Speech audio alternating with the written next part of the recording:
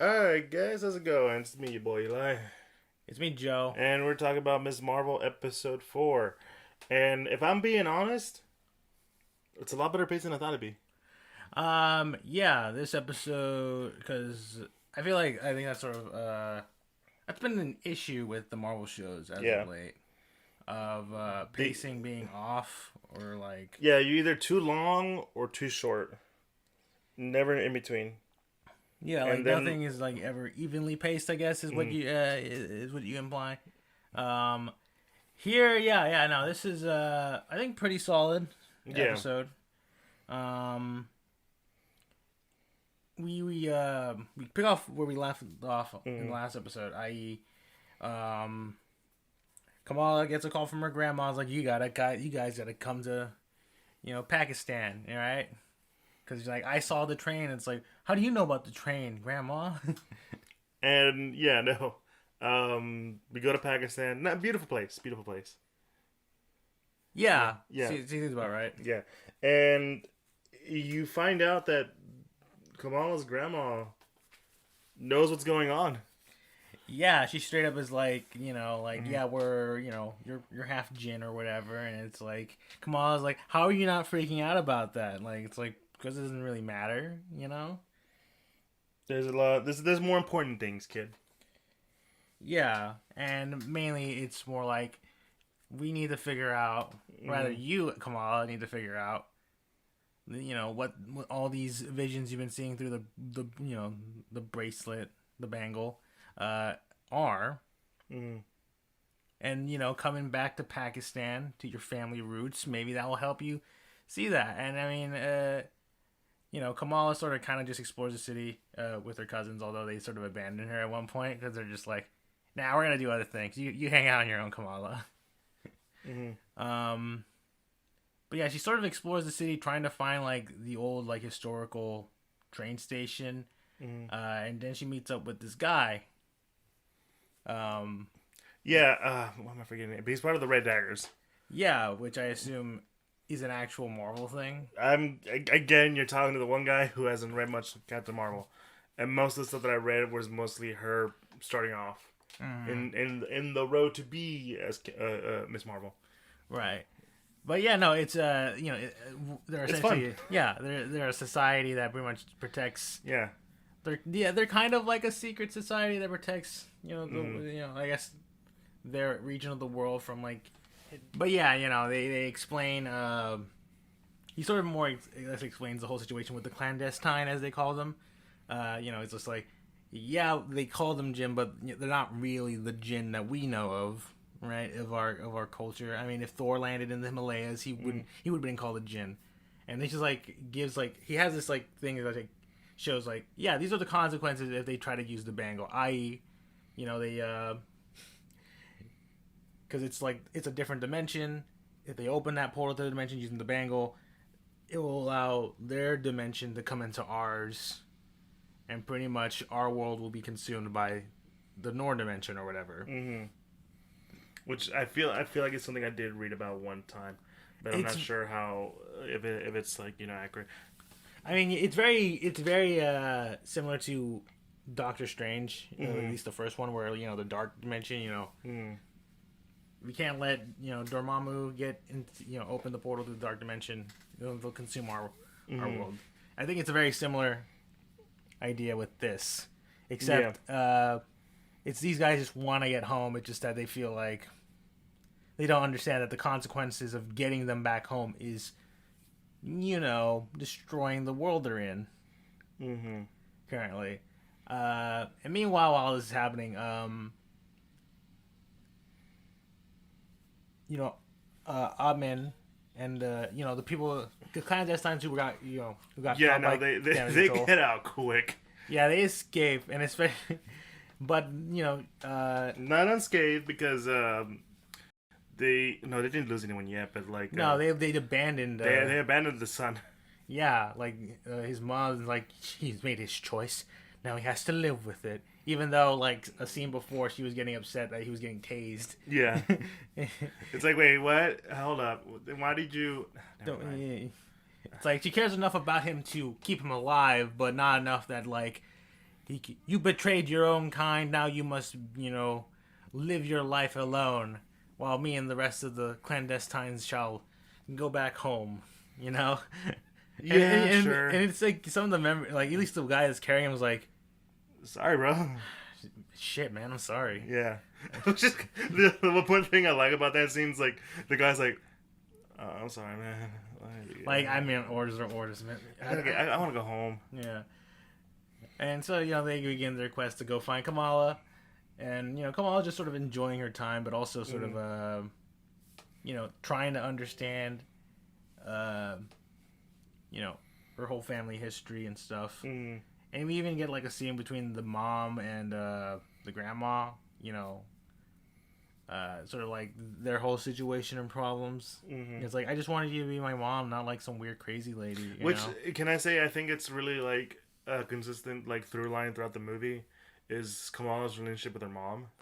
Yeah, like there is an underlying sort of theme of like how mothers and daughters have they treat each other, like because it's very clear that like they meet an old family friend that like says, oh yeah, your mom used to be quite a rebel back in the day, because Kamala's not really a typically Pakistani name.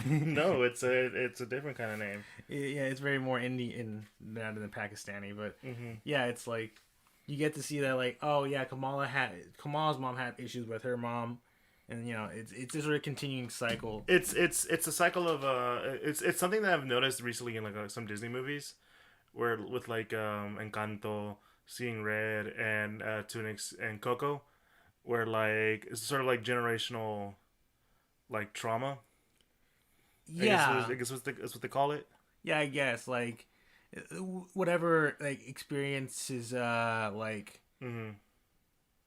the older generation has, they try to like make sure the next generation doesn't experience that, but that just puts different pressures on that generation, and then it just kind of continues on. Yeah, and you see that throughout in this episode. Because, like you were saying, like, there's a moment where Kamala's mom is like, I kind of had to put up with your craziness. And, like, I didn't, she's like, yeah, the reason why I left is just, because I didn't want to be like, put up with all that stuff. Like, I still love you, and I kind of want you to come back with us to America. Yeah, because, like, your old mom, you need to be with your family. Yeah, just that, like, all the stuff you were doing back then, I just didn't, like. Yeah, it wasn't helping me. Yeah. Like, Dad left, and I possibly get teased. But even more so when you really consider the fact that, and especially like as we find out later on, and especially they mention it throughout the episode, throughout the show, is that moment that we were talking about that they mentioned, the thing with the train. The partition is what the partition. Yes. It's a historical event. Yeah, which is like a very like, as you were saying to me one time, a very important like thing in that culture. Yeah, like not to get like sidetracked into a history lesson, but basically, the British had control over India, but once India, got its independence, the British decided to like sort of split into three different sections, mainly like India as we know it today, Pakistan, and then Bangladesh, which was at the time was called East Pakistan, which is kind of that's a whole other thing, but basically, yeah, it displaced a lot of people because the British like to draw lines, historically don't know the meanings of that stuff.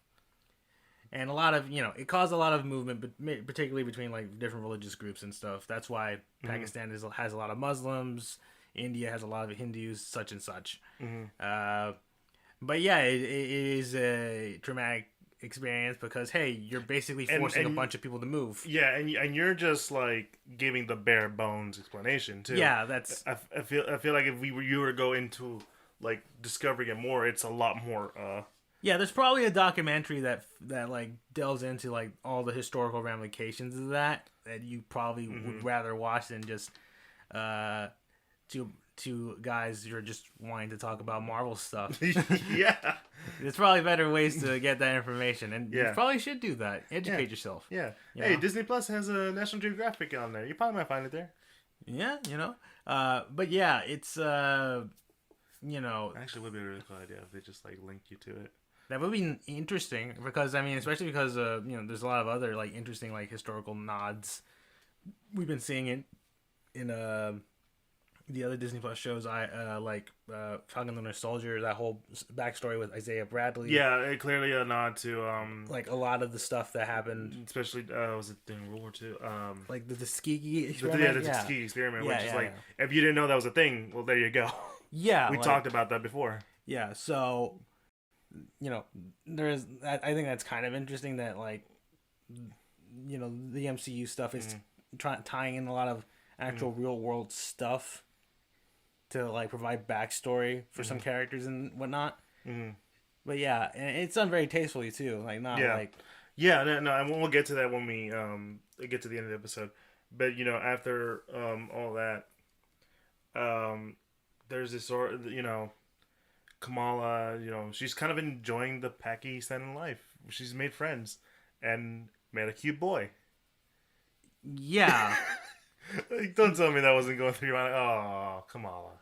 I mean, I guess, but I mean, it's nice. Yeah. Man, Bruno's gonna be pissed. So they do all these things. They meet back up with the main leader of the Red Daggers, and it's like, all right, Kamala, you gotta like, because they find this inscription on the bangle that's like, it's basically sort of like I think it says like, what you are seeking is something like inside you. Or something like that. some weird like quote that seems to be more of like what It's vague, but it's like it's probably something that like talks about the journey within or something like that. Yeah. But then the clandestine attack, it's a big chasing through the streets of we lose a friend. Yeah, and heck, we also lose some of the clandestines. They get stabbed. I was like, wait, I thought they couldn't die, but I think it's one of those like it's a lobster thing where like, oh no, you can die, you just like don't really age.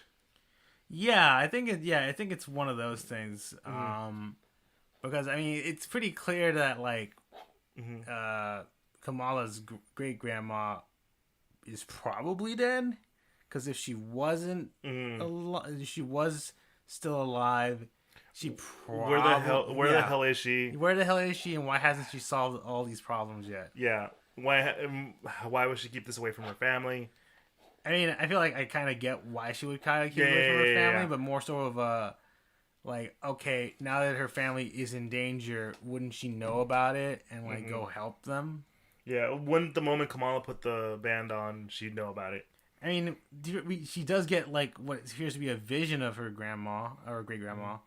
I think one of those times where she has the bangle, right? Yeah. Where it's the lady like, come to me, Kamala, or whatever. So like, because if that is an indication that she's alive, then obviously she would probably know that Kamala's in great danger. Yes. So that's why I think she's probably dead. How we, Yeah, we'll find out. But we do know, like, yeah, you can just stab these guys and they're dead. Yeah, give them a good old stab to the heart. Yeah, and the main leader, she's like, no, no, my people. It's like, I had enough. Give me the bangle, and she hits the bangle, which causes this weird, like, pulsating effect. And now Kamala sort of wakes up and finds herself potentially back in time. It looks like she is interacting with the world. So that makes me think like she actually got sent back in time. Yeah, that's the thing. But it doesn't seem like no one acknowledges her. Yeah, because she's wearing like present day clothing. Yeah, and she's just walking around. And she's pretty much back in time to that period of time during the partition with the train and everything.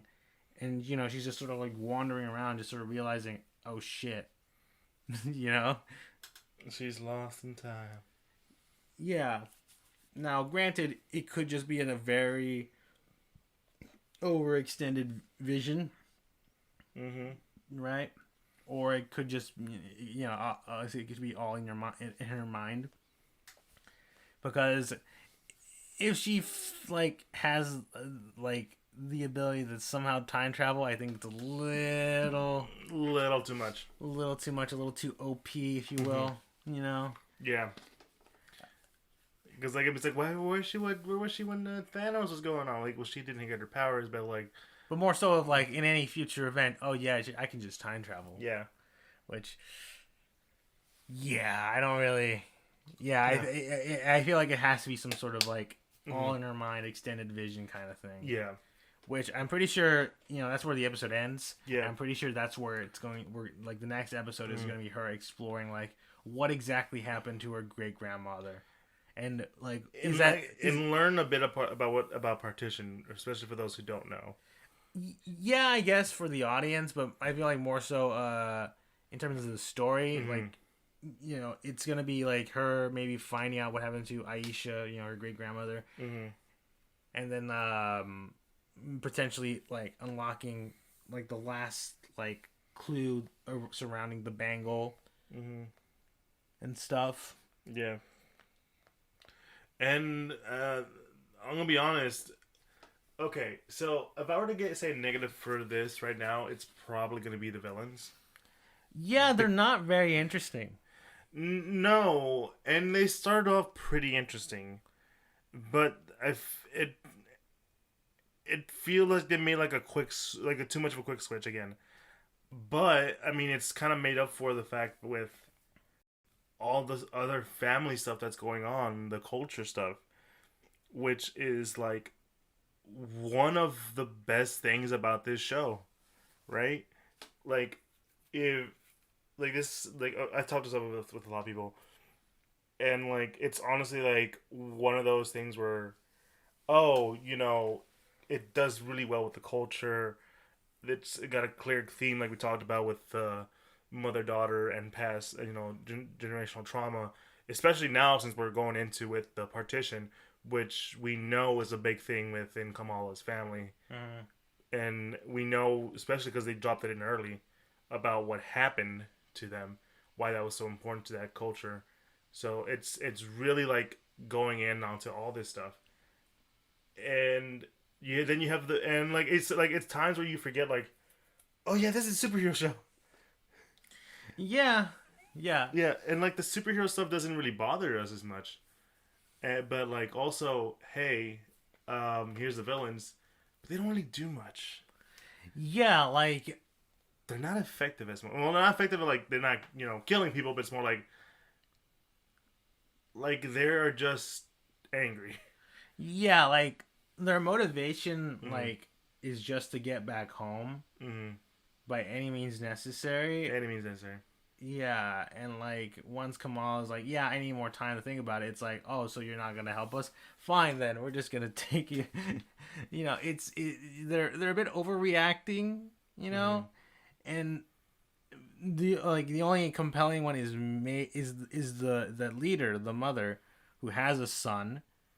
Yeah, she's lived long enough to have a son, get married and stuff. I mean, we don't see the husband ever. Live a life.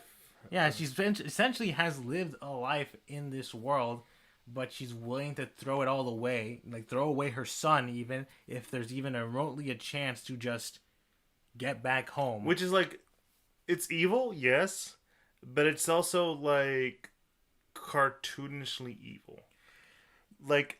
If they had established her to be more caring in the moment, it's the goal was within her grasp, say. And then then she does the stuff that she does. I would find it more acceptable, right? Yeah, I think so.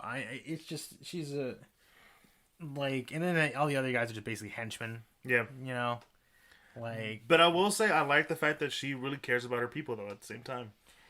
Yeah, I mean, they're the only people that she knows. They are the only ones in this, on Earth, and they all want to get back home. But yeah, it's very yeah, they're just not very compelling. I'm comparing any other the villains that show up in the MCU Disney Plus shows. Harrow was definitely like way more compelling. Yeah. Just because he was so hell bent on his sort of whole morality thing. Mm-hmm. Like he's just kind of like a crazy guy. Yeah, he was crazy, but he was kind of interesting at the same time.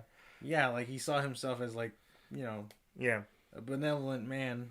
Here, it's like I just want to get back home, and if you're not gonna help me, I'm just gonna have to kill you and your family. Yeah, which, you know, she threatens to do at the wedding and stuff, and it's like, why? Why would you hurt all these innocent people? And like even Kamala yourself is like confused, like I want to help you guys. Why are you acting this way? I just it's because like it's such a quick turn because she's like. Because all it was is like, hey mom, so Kamala says that there's a bit of a problem with it. Like, okay, time to kill. Like, wait, what? Yeah, it's very yeah, it's just very sudden. And, yeah, like there's no build up to it. I mean, I guess like there might be like some little bit of like, oh, you know, she's kind of a villain maybe. Mm-hmm. Like I don't know. Like it feels like I don't know, like it doesn't seem like there is no like, because I feel like it would have been neater if there was like a build up to it, like by like if she turned here now at this episode, it would have made sense. Yeah, like maybe like it was like that's it. I've had enough, you know. Like you are going, you know, like maybe some kind of misunderstanding or something, but we'll see. Yeah, I don't know. But really, I think the best, like I said before, the best part really is like the family interactions, the stuff with the culture, the history. I think that's really what makes the show, because the interaction again between Kamala, her mom, and her mother is like I think, like I said before, kind of what Disney's been doing with a lot of their recent stuff, with this sort of generational trauma, but it makes it so like human, like. No, mom, we gotta talk about this. We gotta talk about how you kind of unintentionally like ruined my life, or like made my life kind of hard to live with, and then like you see some of that pass on to like her, so like to instill into Kamala, where like I don't think Kamala is a bad person, bad child. She really cares about her family, and I don't think her mom is too overprotective. But she does kind of, try to be, connecting with her daughter. Yeah. Try to talk to her about stuff. But, as teenagers are, they don't want to talk. Yeah, and I mean, there is a cute scene they have in the middle of the episode after Kamala gets back from, walking around the city. They just have like a little neat bonding moment. You know, there's even a nice bonding moment with her and her mom, her and her grandmother. Like her grandmother's like, live your life. Like look at me. I'm old and I'm still, there's part of me that's still trying to figure stuff out. But like that can also wait. Like there's a life to live. Yeah. And it's just like such a touching and such like a grandmotherly thing to say, right? Yeah. It's like it's so relatable, and I think that's where the show is at its strongest. And who knows? I don't know by the last episode, because usually with a lot of these Marvel shows, the last episode has always been kind of like, Yeah, like it feels like it has to quickly wrap everything up. Yeah. But hopefully, with the way it's paced, it wraps everything nicely. Yeah, and especially because I feel like this definitely feels like a show that's warranted for a season 2, potentially. So, like much like how Loki ends, but like, oh, it's getting a second season where we'll get more stuff with that. Yeah. I feel like that's gonna be a similar thing, but more so of like Kamala finally coming into her own as her own superhero or whatever. But yeah, it's definitely I mean, I think this episode is definitely better than the last one, I feel. Not to say the last one was terrible. No, not to say the last one was terrible. But I just like the pacing of it more. I like a lot of the stuff that we learn about sort of her background. You just like I just like where things are shaking out. And I also kind of like that, hey, the villains aren't completely invincible. They can be dealt with. as well as, but at the same time, the villains themselves aren't that compelling at all. Mm-hmm. You know. And if I'm like, gonna be honest, if that's my only complaint throughout this entire like show / season, I'll be fine with that. Yeah. Because they were able to do, it feels like they were able to do like a really good like show involving characters and just having them be people, be characters, and who knows with the next episode being about Partition, which again, as we said, a very important moment for these group of people, and seeing how that's done and whether I feel like the way it's going, it'll be done justice, right? Yeah, I mean, I personally think it's not like, obviously I don't think it's gonna be the whole episode. No. If it's the whole episode, then that last episode is gonna really gonna be really not. Mm-hmm. They're gonna have to wrap a lot of things up. Oh yeah. If they just spend the entire episode in the past, like I don't know, it's definitely gonna be interesting to see where it all leads up. I think Miss Marvel has been a fine show so far, and I hope it at least ends its solidly enough. Yeah. So what was that episode of Watchmen where we got the backstory of the Hooded Justice? I don't remember the episode. I don't remember like when that episode was. Yeah, but I'm getting a lot of vibes. Like we're going into like that kind of episode in the next one. So I'm getting that kind of vibe with it. Hopefully it ends well. Yeah, this episode's gonna be on the shorter side, mostly because we only have one show to talk about. We haven't come up with any other topic. But we like Miss Marvel and we're happy to come back to it anytime. But yeah, this has been the episode. If you guys enjoyed, be sure to follow us on all social medias, Instagram, Facebook, and Twitter at the Geek Centurions. We are most active on Instagram. And on Instagram, you can find a link tree to all the podcasts that we're officially part of, like Apple Podcasts, Google Podcasts, Spotify, Pandora, all that good stuff. And you'll find a link to the YouTube for all you audio listeners out there who want to put a face to the voice. And be sure to like, comment, subscribe on there. With also a link to our Patrons if you ever want to support us in any form of way. And if you guys, have any ideas, let us know. And yeah, that's the episode. Come on, Miss Marvel. I think it's the best right now. It's the best Marvel show we got. Well, I mean, it's the only Marvel show currently airing. True. I think it's a fun show. I've been enjoying it. Thankfully, I think my one complaint that I was gonna have about the show would be like weird teen drama. Not a whole lot of that. No. So, thankfully. No, you think it'd be like some like Disney Channel, like real Disney Channel, like laugh track in the background, sets kind of stuff, but it's not. It's not. It's an actual like show. But yeah. Anyways, guys, it's been me, your boy Eli. It's been me, Joe. You guys have a good one. Peace.